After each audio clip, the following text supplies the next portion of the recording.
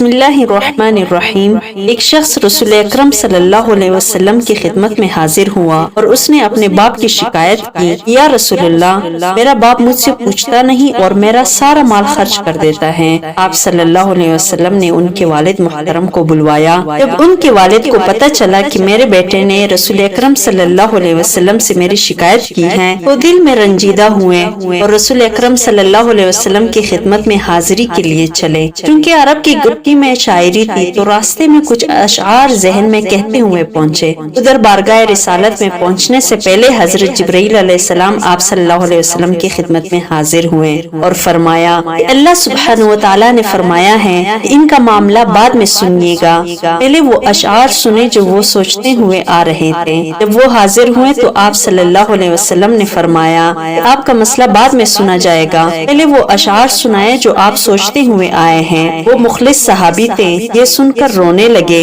کہ جو اشعار ابھی میرے زبان سے ادا بھی نہیں ہوئے، میرے اپنے کانوں نے ابھی نہیں سنے، آپ کے رب نے وہ بھی سن لیے اور آپ صلی اللہ علیہ وسلم کو بتا بھی دیا۔ آپ صلی اللہ علیہ وسلم نے فرمایا کہ وہ کیا اشعار تھے، ہمیں سنائے۔ ان صحابی نے اشعار پڑھنا شروع کیے۔ آپ کو ان کا آسان ترجمہ بتانے کی کوشش کرتے ہیں، کیونکہ جو اشعار تھے اور جس اعلیٰ پائے کے تھے اور جو جذبات کی کیفیت تھی، ان کے صحیح ترجمانی اردو میں مشکل ہیں۔ بہرحال اشعار کچھ اس طرح سے تھے کہ اے میرے بیٹے، جس دن تو پیدا ہوا ہماری محنت کے دن تبھی سے شروع ہو گئے تھے۔ تو روتا تھا، ہم سو نہیں سکتے تھے۔ تو نہیں کھاتا تو ہم کھا نہیں سکتے تھے۔ تو بیمار ہو جاتا تو تجھے لیے کبھی کسی طبیب کے پاس علاج معالجے کے لیے مارے پھرتے تھے کہ کہیں تجھے کچھ ہو نہ جائے، کہیں مر نہ جائے۔ حالانکہ موت الگ چیز ہے اور بیماری الگ چیز ہے۔ پھر تجھے گرمی سے بچانے کے لیے میں دن رات کام کرتا رہا کہ میرے بیٹے کو ٹھنڈی چھاؤں مل جائے۔ ٹھنڈ سے بچانے کے لیے میں نے پتھر توڑے،